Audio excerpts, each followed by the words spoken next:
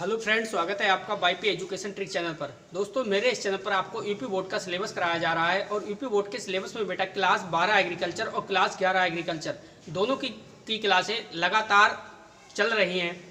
तो बेटे इस वीडियो में हम बात करेंगे क्लास 12 एग्रीकल्चर केमिस्ट्री की।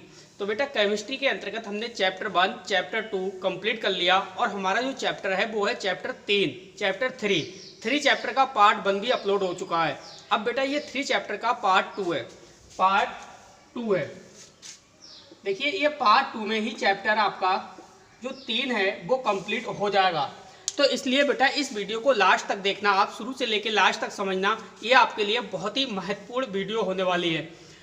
और एक बात आपको बता दूं, देखिए आप नोट करने के चक्कर में मत रहिए, आप कॉपी पे नोट मत करिए, सिर्फ आप समझिए। आप अगर समझोगे तो समझ के अगर आप नोट करोगे तो आपको फायदा मिलेगा, अन्यथा आपको कोई भी फायदा नहीं मिलेगा। आपको पता है कि नोट्स जो हैं आपको व्हाट्सअप नंबर पे आपके सेंड कर दिए जाते हैं। जो भी स्टूडेंट मुझसे जुड़ना चाहता है, मेरा व्हाट्सअप नंबर है 8650415957। नोट्स आपको बेटा व्हाट्सअप ग्रुप में सेंड कर दिए जाते हैं, इसलिए सिर्फ आपको समझना है। ठीक है, तो बेटा करते हैं हम वीडियो की शुरुआत।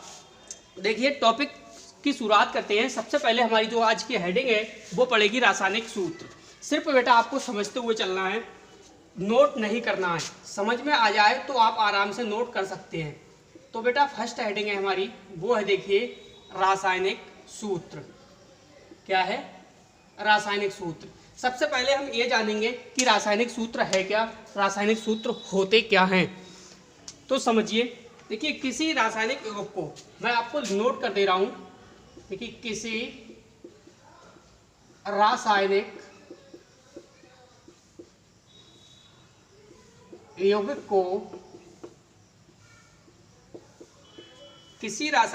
को इस प्रकार निरूपित किया जाता है, इस प्रकार निरूपित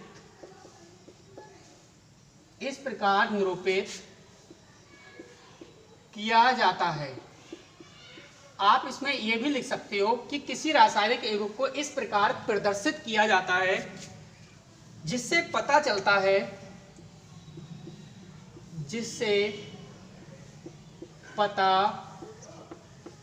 है। अब आप यहाँ पे ये लिख सकते हो जिससे ज्ञात तो होता है, पता चलता है कि वह यौगिक किन किन तत्वों के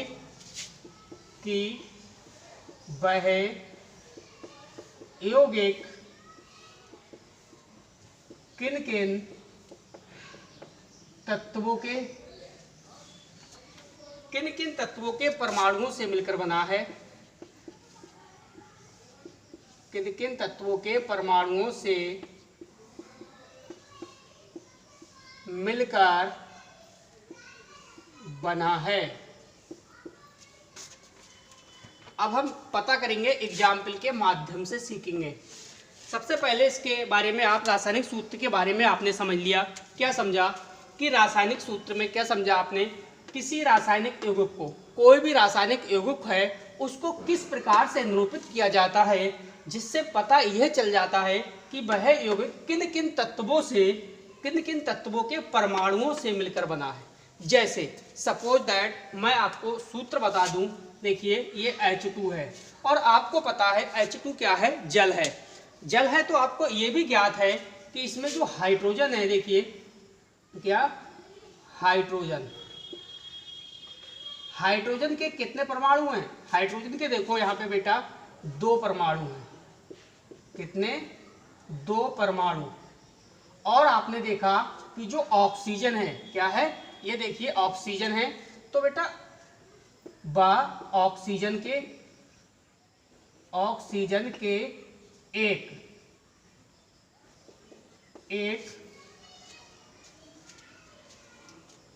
परमाणु,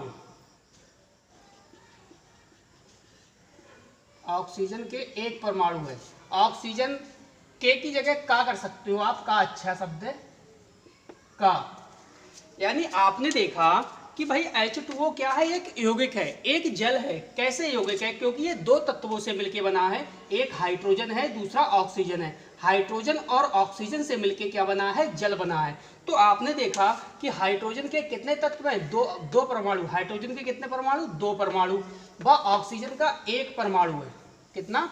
एक परमाणु है। तो यही तो रासायनिक सूत्र है। देखिए रासायनिक सूत्र की परिभाषा ये है बेटा कि किसी रासायनिक यौगिक को, किसी रासायनिक यौगिक कौन सा है वो यौगिक, ये यौगिक है H2O, ये यौगिक बोल रहा है ना, तो बेटा ये यौगिक है आपका H2O को इस प्रकार निरूपित किया जाता है। निरूपित का मतलब है प्रदर्शित किया जाता है या दिखाया जाता है। ये देखिए प्रदर्शित कर दिया या निरूपित कर दिया, जिससे पता चलता है। तो हमें क्या पता चल गया, हमें ये पता चल गया, आगे समझिए, जिससे पता चलता है कि भाई यौगिक किन किन तत्वों के परमाणुओं से मिलकर बना है। देखिए किन किन, ये कह रहा है किन किन तत्वों से। तो आपने देखा तत्व कौन कौन से, हाइड्रोजन और ऑक्सीजन। हाइड्रोजन 2 परमाणुओं से मिलकर, या 2 परमाणु हैं, वह ऑक्सीजन का 1 परमाणु है। हाइड्रोजन के 2 परमाणु व ऑक्सीजन का 1 परमाणु से मिलकर क्या बनता है, जल बनता है। अब बेटा हम आगे बात करें तो देखिए सूत्र 3 प्रकार के होते हैं। सूत्र 3 प्रकार के होते हैं। अब हम सूत्र जो 3 प्रकार हैं उनको हम एक एक प्रकार करके पढ़ेंगे। सूत्र कौन कौन से 3 प्रकार के होते हैं आगे समझिए। फर्स्ट है आपका मूलानुपाती सूत्र। कौन सा है, मूलानुपाती सूत्र। सेकंड है आपका अणुसूत्र, अणुसूत्र। और थर्ड है आपका संरचनात्मक सूत्र। क्या है, संरचनात्मक सूत्र। तो ये 3 प्रकार के सूत्र हैं। हम इन 3 प्रकार के सूत्रों को अब पढ़ेंगे। कौन कौन से सूत्र हैं, मूलानुपाती सूत्र, अणुसूत्र और संरचना सूत्र।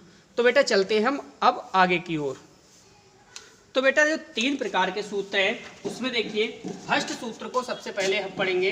फर्स्ट सूत्र है आपका मूलानुपाती सूत्र। मूलानुपाती सूत्र। बेटा मूलानुपाती सूत्र क्या होता है, इसे हम अच्छे से समझेंगे। देखिए मूलानुपाती सूत्र किसे कहते हैं या क्या होता है, बात एक ही है। तो इसे समझने की आप कोशिश कीजिए। देखिए उस सूत्र को आप लिखोगे, इसमें उस सूत्र को जिससे किसी पदार्थ के, जिससे किसी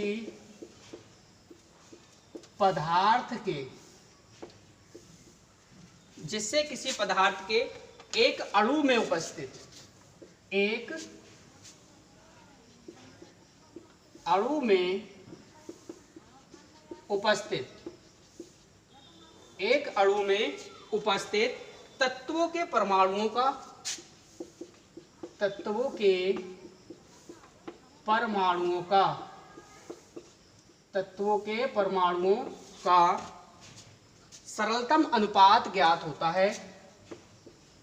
सरलतम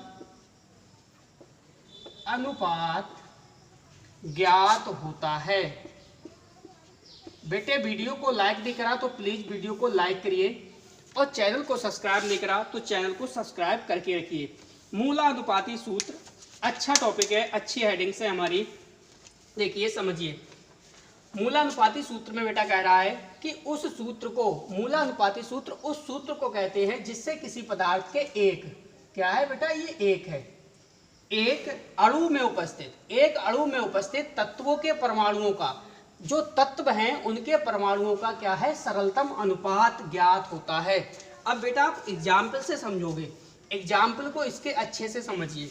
जैसे एग्जाम्पल है आपका, वो है बेंजीन। क्या है, बेंजीन। और बेंजीन का फार्मूला होता है, वो होता है C6H6, C6H6, ये बेंजीन है। तो आप देखोगे जो बेंजीन का मूलानुपाती सूत्र है, आप लिखोगे बेंजीन का मूलानुपाती सूत्र, मूलानुपाती सूत्र, जो बेंजीन का मूलानुपाती सूत्र है वो क्या हो जाएगा, कार्बन और हाइड्रोजन, यानी CH, क्या हो जाएगा, CH है। आगे लिखोगे आप, इससे पता चलता है, इससे पता चलता है इससे पता चलता है कि कार्बन व हाइड्रोजन का अनुपात, कार्बन व हाइड्रोजन, कार्बन व हाइड्रोजन का अनुपात 1:1 है। अब बेटा 1:1 कैसे है? देखिए आपने देखा कार्बन कितना है 6 है, हाइड्रोजन कितना है 6 है। अगर आप इसे लिखोगे अनुपात के रूप में 6:6 हो जाएगा। अब देखो 6 एकम 6 और 6 एकम 6, तो कितना बन गया 1:1। तो यही बात देखिए यहाँ पे भी क्वेश्चन में दर्शाई गई है एग्जाम्पल में। बेंजीन, बेंजीन का फार्मूला होता है C6H6, कार्बन और हाइड्रोजन, इसका जो मोलानुपाती सूत्र हुआ वो क्या हुआ, कार्बन और हाइड्रोजन। ये देखिए लिखा है। इससे पता चलता है कि कार्बन व हाइड्रोजन का अनुपात कितना है, 1:1 है। क्लियर? किस प्रकार से 1:1 है आपने देख लिया। तो मूलानुपाती सूत्र आपको पता चल गया होगा कि ये क्या होता है, किस प्रकार से ये सूत्र बनता है, मूलानुपाती सूत्र होता है, किस प्रकार से इसमें थ्योरी आप लिखोगे। मूलानुपाती सूत्र में लिखोगे उस सूत्र को, मूलानुपाती सूत्र उस सूत्र को जिससे किसी पदार्थ के जिससे बेटा किसी पदार्थ के एक अणु में उपस्थित तत्वों के परमाणुओं का, उपस्थित देखिए तत्वी तो हैं भाई, एक अणु सूत्र है, इसमें उपस्थित तत्वी तो हैं। कौन कौन से तत्व हैं? कार्बन और हाइड्रोजन, 2 तत्व हैं। इनका सरलतम अनुपात ज्ञात होता है। इनका सरलतम अनुपात ज्ञात हो गया क्या, 1:1। तो कैसे क्या बोलते हैं, मूलानुपाती सूत्र बोलते हैं। तो बेटा मूलानुपाती सूत्र आपके समझ में आ गया होगा। अब चलते हैं, अब आगे पढ़ेंगे हम अणु सूत्र क्या होता है। तो बेटा वीडियो को लाइक नहीं करा तो प्लीज़ वीडियो को लाइक करिए। चलते हैं आगे की ओर। चलिए बेटे अगली हेडिंग समझिए। जो अगली हेडिंग है हमारी वो है अणु सूत्र। यानी सूत्र कितने प्रकार के थे, हमने सूत्र पढ़े 3 प्रकार के। तो पहला प्रकार हमारा समाप्त हुआ, पहला प्रकार पढ़ा हमने मूलानुपाती सूत्र, और दूसरा हम पढ़ रहे हैं ये अणु सूत्र। तो बेटा अणु सूत्र क्या होते हैं, अणु सूत्र के बारे में अब हम इसमें समझेंगे। तो अणु सूत्र में आप क्या लिखोगे, देखिए उस सूत्र को आप इसमें लिखोगे बेटा, उस सूत्र को जो किसी पदार्थ के एक अणु में, जो किसी पदार्थ के एक अणु में, जो किसी पदार्थ के एक अणु में विद्यमान विभिन्न तत्वों, आप यहां लिख सकते हो विद्यमान, विद्यमान लिखो, उपस्थित लिखो, कुछ भी लिख सकते हो। विद्यमान विभिन्न तत्वों के, विभिन्न तत्वों के परमाणुओं की वास्तविक संख्या को, विभिन्न तत्वों के परमाणुओं की वास्तविक संख्या को, ये बेटा संख्या है, वास्तविक संख्या को क्या करते हैं, प्रदर्शित करते हैं। वास्तविक संख्या को प्रदर्शित करते हैं, क्या कहलाते हैं बेटा, अणु सूत्र कहलाते हैं। आप लिखोगे आगे, अणु सूत्र कहलाते हैं। अब इसकी डेफिनेशन को एक बार आप समझिए, आराम से आप समझ जाओगे अणु सूत्र क्या होता है। देखिए अणु सूत्र में आप क्या लिखोगे, अणु सूत्र उस सूत्र को कहते हैं जो किसी पदार्थ के एक अणु में, किसी पदार्थ के एक अणु में विद्यमान विभिन्न तत्वों के परमाणुओं की वास्तविक संख्या को प्रदर्शित करता है। जैसे कोई भी एक अणु सूत्र है, ठीक है, जैसे ग्लूकोज है, तो ग्लूकोज का फार्मूला आपको पता है C6H12O6। तो आपने देखा उसमें परमाणुओं की जो विभिन्न तत्व क्या है, कार्बन है, हाइड्रोजन है और ऑक्सीजन है, परमाणुओं की वास्तविक संख्या को प्रदर्शित करते हैं, क्या कहलाते हैं, अणु सूत्र कहलाते हैं। अभी आप समझ जाओगे एग्जाम्पल के बेस पे। एग्जाम्पल समझिए, जैसे मैं एग्जाम्पल्स आपको लिख दे रहा हूँ, C6H6 benzene, comma H2SO4, comma H2SO4, comma C6H12 और O6, ETC आदि कर सकते हो, बहुत सारे एग्जाम्पल। अब देखो ये आपका अणुसूत्र है, ये आपका अणुसूत्र है, ये भी आपका अणुसूत्र है और ये भी आपका अणुसूत्र है।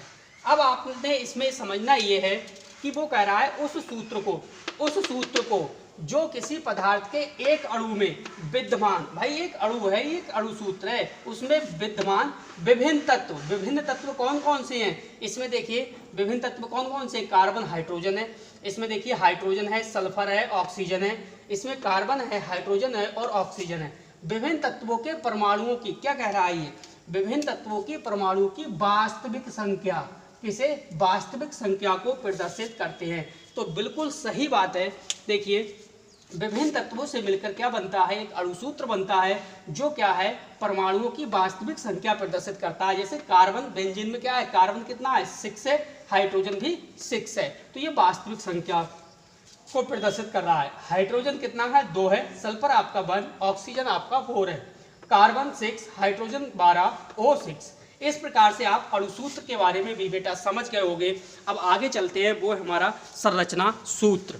तो बेटा वीडियो को बिल्कुल लास्ट तक देखना, वीडियो बहुत ही ज़्यादा इम्पोर्टेंट है। चलिए चलते हैं आगे की ओर। चलिए बेटे अगली जो हेडिंग्स है हमारी वो है संरचना सूत्र। हमने आपको सूत्र बताए थे आपको कितने प्रकार के, 3 प्रकार के। फर्स्ट हमने आपको पढ़ाया मूलानुपाती सूत्र, और दूसरा पढ़ाया हमने अणु सूत्र, और तीसरा ये है संरचनात्मक सूत्र। संरचनात्मक सूत्र या कह सकते हो संरचना सूत्र, या बोल सकते हो संरचनात्मक सूत्र, बात एक ही है। आप इसे संरचना सूत्र भी कह सकते हो। तो बेटा संरचनात्मक सूत्र क्या होते हैं इसे भी हम अच्छे से समझेंगे, लेकिन इससे पहले अगर आपने वीडियो को लाइक नहीं करा तो प्लीज़ बेटे वीडियो को लाइक करिए, वीडियो को सभी बच्चे अपने दोस्तों में शेयर करिए। देखिए संरचना सूत्र में आप क्या लिखोगे, किसी पदार्थ के उस सूत्र को, क्या लिखोगे आप, किसी पदार्थ के उस सूत्र को जिससे यह पता चलता है, जिससे यह पता चलता है कि इसके अणु में, क्या पता चलता है कि इसके अणु में विभिन्न परमाणु किस प्रकार संयुक्त है, कि इसके अणु में विभिन्न परमाणु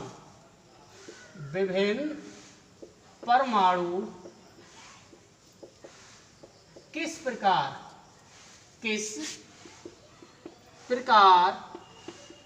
संयुक्त हैं, संरचनात्मक सूत्र कहलाता है। आगे लिख दोगे इसमें, संरचनात्मक सूत्र कहलाते हैं, संरचनात्मक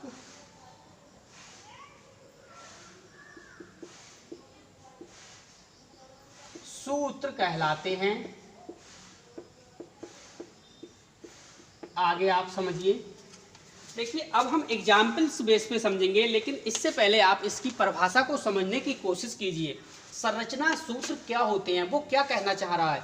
वो देखिए आपसे कह रहा है कि किसी पदार्थ के उस सूत्र को, कोई भी पदार्थ है उस पदार्थ के उस सूत्र को जिससे यह पता चलता है या जिससे यह ज्ञात होता है कि अणु में, कोई भी एक अणु है, कोई भी एक अणुसूत्र है, उस अणु में विभिन्न परमाणु किस प्रकार संयुक्त हैं, या किस प्रकार कह सकते हो आप, किस प्रकार से संयुक्त रूप से लगे हुए हैं, संरचना सूत्र कहलाता है। एग्जाम्पल्स में आप समझिए तब आप अच्छे से समझोगे। जैसे अगर मैं आपसे कहूँ कि अमोनिया आप लिखिए, तो आपको याद होगा जो अमोनिया का अणुसूत्र होता है वो होता है NH3। अगर मैं कहूँ आपसे मेथेन, तो मेथेन का आप बताओगे CH4। अगर मैं आपसे ये कह दूं कि आप बेटा ये बताओ कि अमोनिया का जो है वो संरचना सूत्र क्या है, और या अमोनिया का संरचना सूत्र बनाइए, तो आपने देखा कि यहाँ कितना है, नाइट्रोजन आपने एक देखा, तो आप क्या करोगे, नाइट्रोजन आप 1 लिखोगे। इसके बाद आपने हाइड्रोजन देखा, कितना है, 3 है, तो देखिए नाइट्रोजन के सामने आप सिंगल बॉन्ड से क्या लिख कर दोगे, हाइड्रोजन को आप संलग्न कर दोगे, लगा दोगे, इस प्रकार से। तो तो आपका ये बेटा क्या बन गया, ये आपका अमोनिया का संरचना सूत्र बनके तैयार हो गया। ये आपका है अमोनिया। वीडियो समझ में आ रही है, टॉपिक समझ में आ रहा है तो प्लीज़ कमेंट करिए। इसके बाद देखिए आपका मीथेन। आप देखोगे इसमें कार्बन 1 है और हाइड्रोजन कितना है, 4 है। तो सबसे पहले आपने क्या लिखोगे इसमें, देखिए आप लिखोगे इसमें कार्बन। अब हाइड्रोजन की बैलेंसी कितनी है, 4 है। तो इस क्या करोगे आप, चारों तरफ से एक एक हाइड्रोजन सिंगल बॉन्ड से क्या कर दोगे आप, ऐड कर दोगे। तो इस प्रकार से ये संरचना सूत्र आपका बनके तैयार हो गया। और ये संरचना सूत्र किसका है, आपको पता है, मीथेन का। किसका है, मीथेन का। क्लियर। तो संरचना सूत्र क्या होता है आपने समझ लिया। आपने समझा कि सूत्र कितने प्रकार के, सूत्र 3 प्रकार के, मूलानुपाती सूत्र, अणु सूत्र और संरचना सूत्र। तो संरचना सूत्र में आपने क्या समझा, समझिए। किसी पदार्थ के उस सूत्र को जिससे यह पता चलता है या जिससे यह ज्ञात होता है कि अणु में विभिन्न परमाणु, अणु में विभिन्न परमाणु किस प्रकार संयुक्त हैं। किस प्रकार से संयुक्त का मतलब है, ये अणु है, इसमें विभिन्न परमाणु इस प्रकार से, किस प्रकार से संलग्न है, किस प्रकार से लगे हुए हैं, संरचनात्मक सूत्र कहलाते हैं। एग्जाम्पल्स आपका देखिए अमोनिया और मीथेन आपके सामने है। तो बेटा हम अब आगे की ओर चलेंगे। अब हम जो समीकरण हैं उनको बैलेंस करना सीखेंगे इस वीडियो में। तो बेटे वीडियो को बिल्कुल लास्ट तक देखना। वीडियो आपको पसंद आती है तो प्लीज़ वीडियो को लाइक करिए और वीडियो को सबसे ज़्यादा अपने दोस्तों में शेयर करिए, ताकि हर बच्चा घर बैठे केमिस्ट्री को अच्छे से सीख सके। अब हम आगे पढ़ेंगे इस समीकरण को बैलेंस करना। बेटा ध्यान से आप समझना, समीकरण को किस प्रकार से बैलेंस करते हैं आज पूरा आपको इस वीडियो के अंदर मैं सिखाने वाला हूं। तो बेटा चलते हैं हम आगे की ओर। चलिए बेटे आगे समझिए। अगली जो हेडिंग है हमारी वो है रासायनिक समीकरण को संतुलित करना। तो आप हेडिंग क्या डालोगे, रासायनिक समीकरण को संतुलित करना।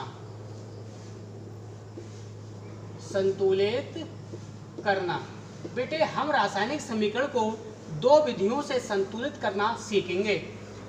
तो देखिए 2 विधियां कौन कौन सी हैं। फर्स्ट विधि है वो है साधारण अवलोकन विधि। कौन सी है बेटा, साधारण अवलोकन विधि। साधारण अवलोकन विधि। और जो दूसरी विधि है वो आपकी विधि है आंशिक समीकरण विधि। कौन सी है बेटा, आंशिक समीकरण विधि। अब सबसे पहले हम साधारण अवलोकन विधि के बारे में जानेंगे। तो अब सबसे पहले आपकी हेडिंग यही पड़ेगी, कौन सी, साधारण। देखिए हेडिंग हमारी पड़ेगी साधारण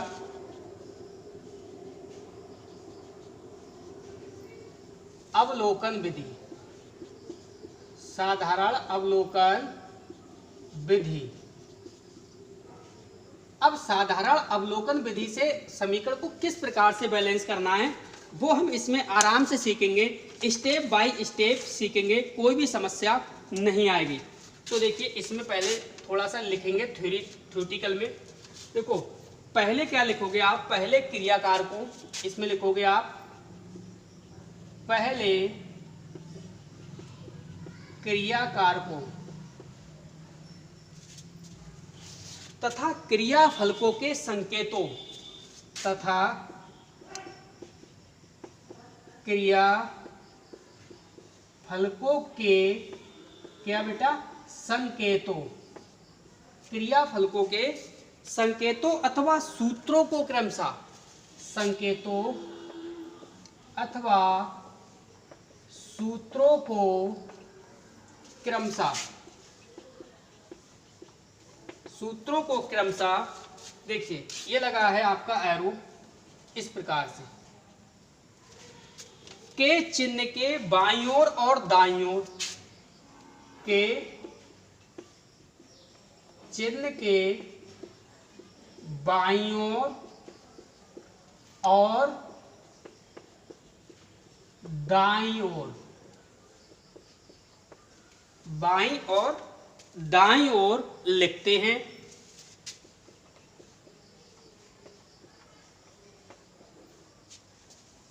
जैसे समझिए उदाहरण के तौर पे, तब आपके समझ में आएगा। देखिए जो कोई भी रिएक्शन बनती है वो बेटा अभिकारकों से मिलके बनती है। अभिकारक क्या बनाते हैं, बाद में प्रोडक्ट बनाते हैं, उत्पाद बनाते हैं। तो बेटे समझिए आप उदाहरण के तौर पे, एग्जाम्पल्स के तौर पे आप समझोगे तो आपको समझ में अच्छे से आ जाएगा। देखिए एग्जाम्पल्स क्या है। देखिए लोहे को गर्म, क्लोरीन में गर्म करने पर आप लिखोगे इसमें, लोहे को क्लोरीन में गर्म करने पर फेरिक क्लोराइड बनता है। क्या बनता है? फेरिक क्लोराइड बनता है। आप यहां ये भी लिख सकते हो कि लोहे को क्लोरीन के साथ गर्म करने पर, लोहे को किसके साथ? क्लोरीन के साथ। इस प्रकार से आप क्लोरीन लिखोगे, लोहे को क्लोरीन में गर्म करने के साथ, या लोहे को क्लोरीन के साथ गर्म करने पर। किस प्रकार से आप समझिए आगे। देखो बेटे, लोहे को क्लोरीन, लोहा क्या है आपने देखा क्या होता है? Fe प्लस क्लोरीन क्या होता है? Cl2, Fe plus Cl2। जैसे ही इसे आपने गर्म करा तो आपका क्या बना? फेरिक क्लोराइड, यानी FeCl3। क्या बन जाएगा? FeCl2, क्योंकि यहाँ Cl2 है, लेकिन आपका बनेगा जो फेरिक क्लोराइड की बात कर रहा है तो FeCl3। अब यहाँ देखिए रिएक्शन आपकी बैलेंस नहीं है। क्यों नहीं है? क्योंकि आगे स्टेप में कंप्लीट हम करेंगे। Fe देखिए आपका एक है तो यहाँ पे भी एक है, लेकिन क्लोरीन आपके यहाँ 2 है, यहाँ 3 है, बैलेंस नहीं है। तो आगे चलते हैं नेक्स्ट स्टेप में, तब बैलेंस होगी। चलिए आगे समझिए। देखिए रिएक्शन आपको नीचे दिखाई देती होगी, ये आपकी रिएक्शन है। इसको किस प्रकार से आप बैलेंस करोगे? देखिए सेकेंड नंबर पे आप क्या लिखोगे? सेकेंड नंबर पे लिखोगे, देखिए इसके पश्चात किसी ऐसे, इसके पश्चात किसी ऐसे पूर्णांक, किसी ऐसे पूर्णांक से गुणा करते हैं। ऐसे पूर्णांक से क्या करते हैं बेटा? गुणा करते हैं कि हर तत्व के परमाणुओं की संख्या, कि हर तत्व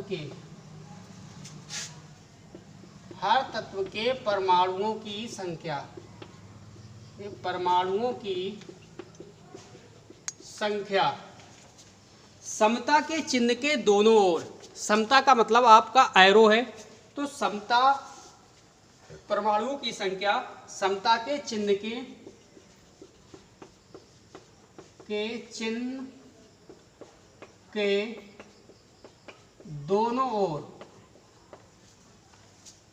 चिन्ह के दोनों ओर कैसी हो? समान हो जाए। कैसे हो जाए बेटा? समान हो जाए, समान हो जाए, और क्रियाकारक व क्रियाफलक अणुक रूप में हो।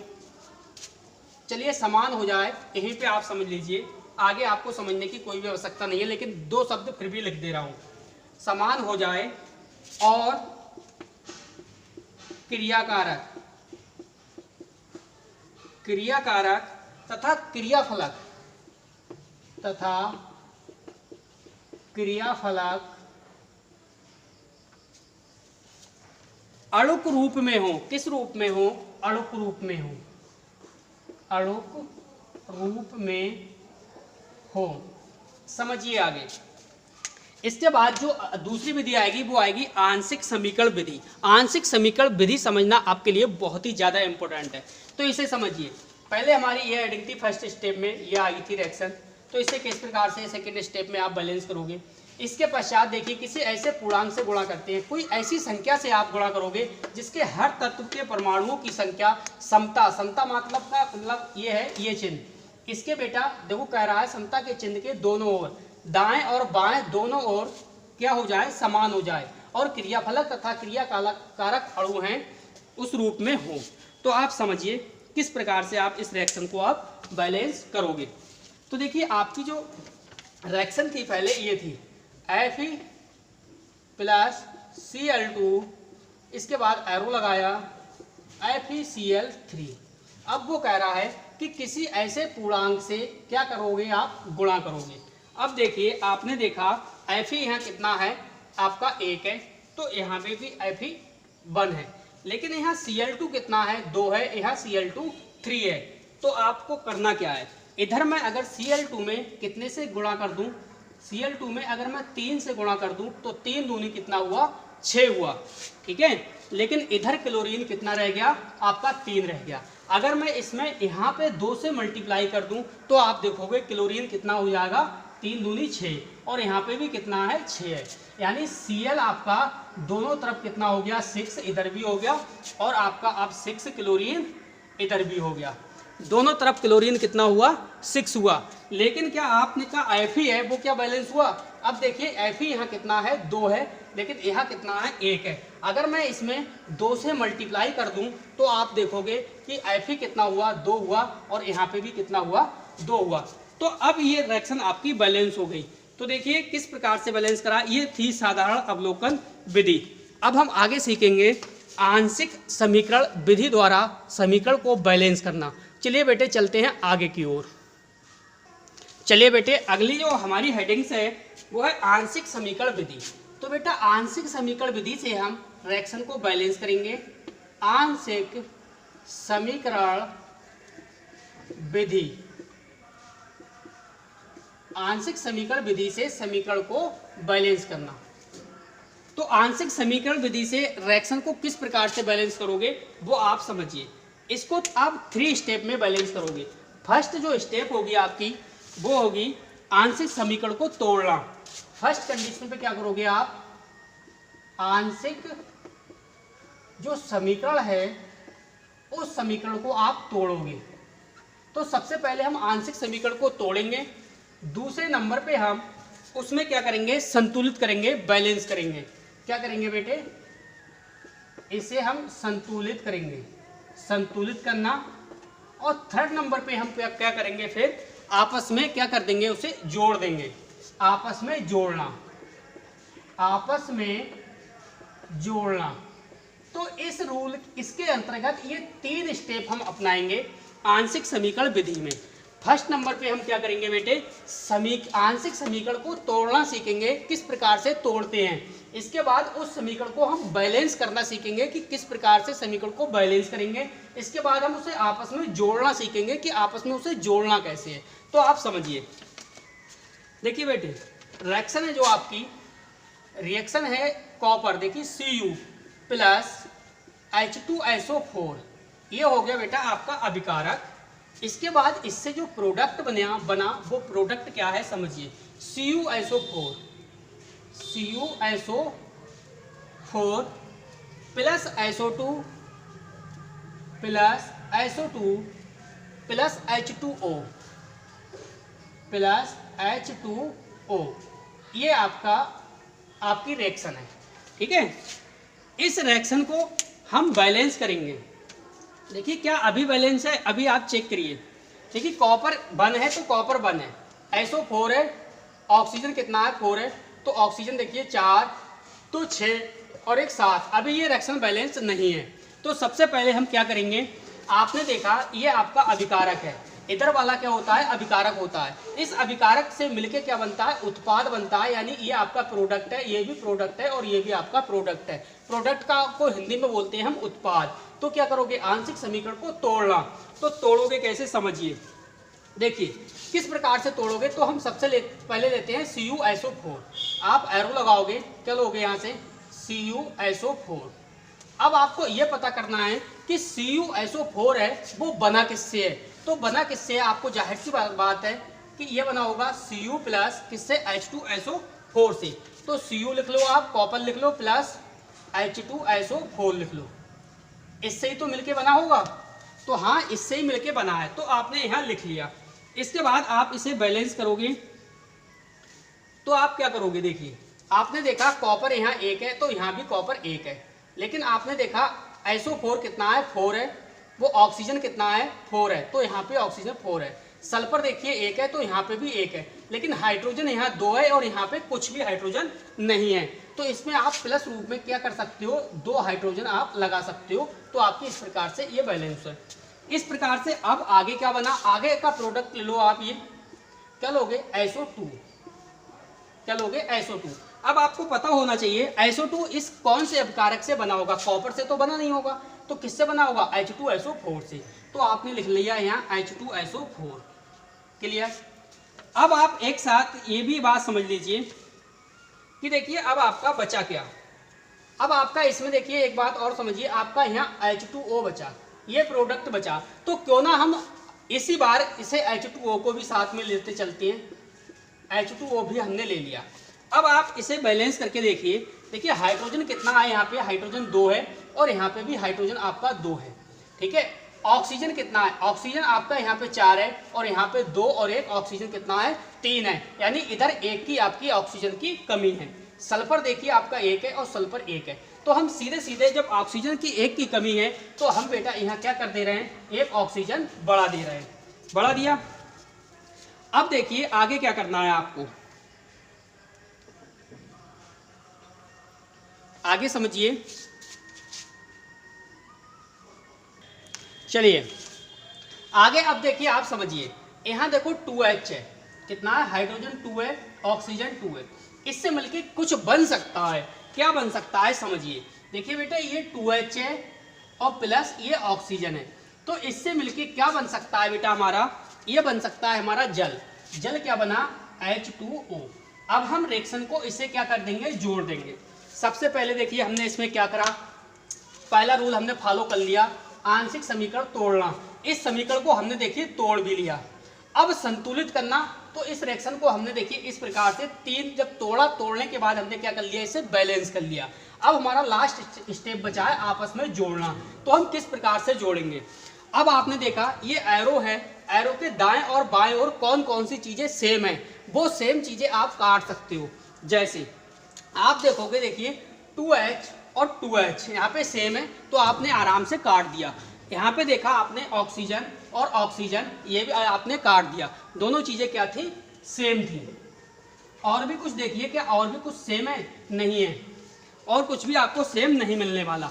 तो आप सीधे सीधे आप क्या लिखोगे, देखो Cu, यहाँ से लिखोगे आप Cu यानी कॉपर, प्लस प्लस लिख लीजिए। अब आप यहाँ पे देखा आपने कि H2SO4 और ये भी क्या है, H2SO4। H2SO4 को हम क्या लिख सकते हैं बेटा, हम लिख सकते हैं 2H2SO4। तो हमारा एक ही बार में ये पक्ष जो है इधर वाला कंप्लीट हो गया। अब हम आगे क्या लगाएंगे, ये एरो लगाएंगे। अब आप आगे चलिए, यहाँ पे देखो क्या दिया है, CuSO4, तो आप लिखोगे यहाँ CuSO4 प्लस है तो प्लस, अब यहाँ है SO2, तो SO2 है तो आप SO2 लिख लीजिए, कोई भी समस्या नहीं है, SO2 लिख लीजिए। यहाँ H2O है तो यहाँ पे भी H2O है। अब H2O लिख सकते हो तो क्या कर सकते हो आप, यहाँ 2H2O कर सकते हो, क्या 2H2O। ये बन गई बेटा आपकी रिएक्शन, ये आपकी रिएक्शन जुड़ गई, आपस में जोड़ लिया हमने रिएक्शन को। अब हम इसमें ये देखेंगे कि ये बैलेंस है या नहीं है। तो समझिए, देखिए कॉपर में क्या है, सिंगल है, तो कॉपर ये देखिए आप सिंगल है, आराम से समझना। यहाँ देखो अब सबसे पहले अब हम हाइड्रोजन की बात करेंगे। हाइड्रोजन कितना है, 2 दूनी ये 4 हाइड्रोजन है, कितना हाइड्रोजन है, 4। आप देखोगे 2 दूनी कितना, 4 ये हाइड्रोजन है। इसके बाद आप देखोगे सल्फर कितना है, 1 है। तो यहाँ पे भी देखिए आप सल्फर कितना है, सल्फर कितना है, 2 है। कैसे 2 है, ये स्टार्टिंग में 2 है, सल्फर कितना है, 2 है। तो एक सल्फर ये है आपका और एक सल्फर ये है, तो सल्फर आपके इधर भी 2 हो गए और इधर भी 2 हो गए। अब आगे समझिए ऑक्सीजन कितना है। ऑक्सीजन देखिए 4 ये और 2 ये, 4 दूनी कितना हुआ, 8। इसकी करोगे मल्टीप्लाई, क्योंकि 2 से यहाँ मल्टीप्लाई हो रही है, तो 4 दूनी कितना हुआ, 8। यहाँ कितना ऑक्सीजन है, 8 है। अब यहाँ समझिए, देखिए 4 ऑक्सीजन ये है, 2 ऑक्सीजन ये है, 4 2 6 और 2 ऑक्सीजन ये है। कितना हुआ, 8 ऑक्सीजन आपके कंप्लीट हुए। इसका मतलब रिएक्शन हमारी क्या है बेटे, बैलेंस है।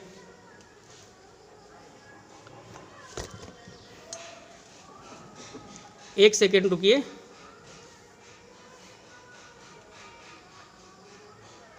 तो इस प्रकार से देखिए रिएक्शन हमारी क्या है, बैलेंस है। बेटे वीडियो आपको किस प्रकार से कैसी लगी, वीडियो आपको समझ में आई या ना आई, नीचे कमेंट करके आप अवश्य बताइए कि आपको जो टॉपिक पढ़ाया गया आज ये समझ में आया या बेटे नहीं आया। वीडियो को नीचे कमेंट बॉक्स में आप अपना जवाब दीजिए। हमारे 3 चैप्टर केमिस्ट्री के कंप्लीट हुए। कोई भी स्टूडेंट चाहे केमिस्ट्री या फिर जूलॉजी के नोट्स लेना चाहता है तो हमसे संपर्क कर सकता है। कॉन्टैक्ट नंबर है 8650415957। इस नंबर पे आप व्हाट्सअप नंबर चल रहा है, आराम से आप संपर्क कर सकते हैं और हमारी क्लास से आप जुड़ सकते हैं। तो बस बेटे इस वीडियो में इतना ही था। वीडियो देखने के लिए आपका बहुत बहुत धन्यवाद। आपका दिन शुभ हो।